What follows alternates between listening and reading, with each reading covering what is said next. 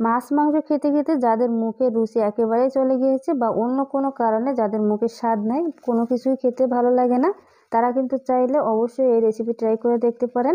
এখন যেহেতু শীতের সিজনে কিন্তু খুবই কম দামে এই সিমটা পাওয়া যায়, তাই শীতের সিজন ফুরিয়ে যাওয়ার আগে অবশ্যই কিন্তু সিমের এই রেসিপি তৈরি করে নিতে পারেন। এখানে আমি 250 গ্রাম সিম নিয়ে নিলাম। এখন পানি দিয়ে পরিষ্কার করে নিব। তার আগে এর উপরে যে অংশ একটা শির থাকে, এটা কিন্তু শক্ত সিদ্ধ হতে চায় না, তাই এটা এভাবে করে ফেলে দিব। এখন সিমের ভিতরে কোনো রকম পোকা আছে কিনা সেটা কিভাবে বুঝবেন? আপনি যে সাইডে দেখবেন যে আলো বা রোদ আছে, ঠিক তার বিপরীত দিকে ফিরে এটাকে একটু উপরের দিকে রেখে দিবেন এবং দেখবেন যে এর ভিতরে কোনো রকম কিছু আছে কিনা।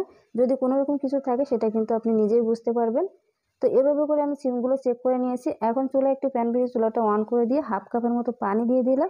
পানিটা ফুটে উঠলে তারপর আমি এই সিমটা দিয়ে দিব। আর সিমটা সিদ্ধ করার সময় আমি কোনো রকম ঢাকনা দিয়ে ঢেকে দিব না। ঢাকনা দিয়ে ঢেকে দিলে কিন্তু কালারটা নষ্ট হয়ে যায়। এখন এটাকে 2 থেকে 2.5 মিনিটের মতো সিদ্ধ করে নিয়েছি। সব শেষে এভাবে করে আরও 1 মিনিট পানিটাকে টেনে নিব। কোনো রকম কিন্তু পানি থাকলে খেতে ভালো লাগবে না। এখন এটাকে নামিয়ে ঠান্ডা করে নিব। চুলায় একটি প্যানে আবারও একটু তেল দিয়ে দিলাম। তারপর 2টা শুকনো মরিচ ভেজে নিলাম। কয়েকটা রসুন কুচি দিয়ে সেটাকে ভেজে নিলাম এবং কয়েকটা কাঁচামরিচ দিয়ে সেটাকে ভেজে নিলাম। সবগুলো উপকরণ একটা প্লেটে নিয়ে নিলাম। এখানে আমি সাথে একটু লবণ এবং পেঁয়াজ নিয়েছি। এখন এই সিমটাকে খুব ভালোভাবে মেখে নিব। যদি শক্ত কিছু হয়ে থাকে তাহলে উপরের যে খোসাটা থাকে সেটা ফেলে দিতে পারেন। তো হাত দিয়ে এটাকে খুব ভালোভাবে মিশিয়ে নেবে। আপনারা চাইলে কিন্তু শিলপাটায় বেটে নিতে পারেন বা ব্লেন্ডারে পেস্ট করে নিতে পারেন। তবে এটা করার প্রয়োজন না, যেহেতু এটা নতুন সিম, একদমই কিন্তু নরম। এখন সবগুলো উপকরণ খুব ভালোভাবে মাখিয়ে নিব। পেঁয়াজ, রসুন এবং কাঁচামরিচটা আমি খুব ভালোভাবে এভাবে চটকিয়ে তারপর সিমের সঙ্গে মিশিয়ে নিব। আর অবশ্যই কিন্তু লবণটা অল্প করে দিবেন, তারপর পরে চেক করে যদি লাগে আবারও দিয়ে দিবেন।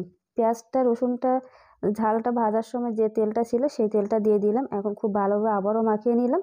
এরপর যে আমার মনে হচ্ছিলো যে ঝালটা কম হবে, এই জন্য শুকনো মরিচটাও দিয়ে দিব। আপনারা চাইলে কিন্তু যে কোনো একটা মরিচ দিতে পারেন, শুকনো বা কাঁচা। এখন এটা দিয়ে খুব ভালোভাবে মিশিয়ে নিব। সাথে আর একটু দিয়ে দিব সরিষার তেল। কাঁচা সরিষার তেলটা দিলে কিন্তু খেতে অনেক ভালো লাগে। তো এটা দিয়ে আবারও খুব ভালোভাবে মিশিয়ে নিব। তো শীতের সিজন থাকতে থাকতে অবশ্যই কিন্তু এই ভর্তাটা একবার ট্রাই করে দেখতে পারেন। এটা কতটা যে মজার হয় আপনারা ট্রাই না করলে বুঝতে পারবেন না।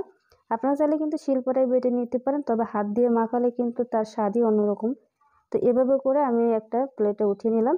আর কালারটা দেখুন মাশাআল্লাহ করে একদমই কিন্তু সবুজ আছে, কোনো রকম কিন্তু কালো হয়ে যায়নি বা অন্যরকম কোনো কালার আসেনি।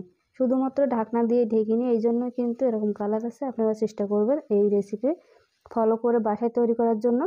তো বাকি কিছুটা আমি ভাত দিয়ে মাখিয়ে দেখিয়ে দিই যে আসলে ভাতের কালারটা কেমন হয়েছে, দেখুন কতটা সবুজ। তো আজকের এই ভিডিওটি ভালো লাগলে অবশ্যই কিন্তু লাইক দিবেন, পেজটি অবশ্যই কিন্তু ফলো দিতে ভুলবেন না। দেখা হবে পরবর্তী ভিডিওতে। আসসালামু আলাইকুম।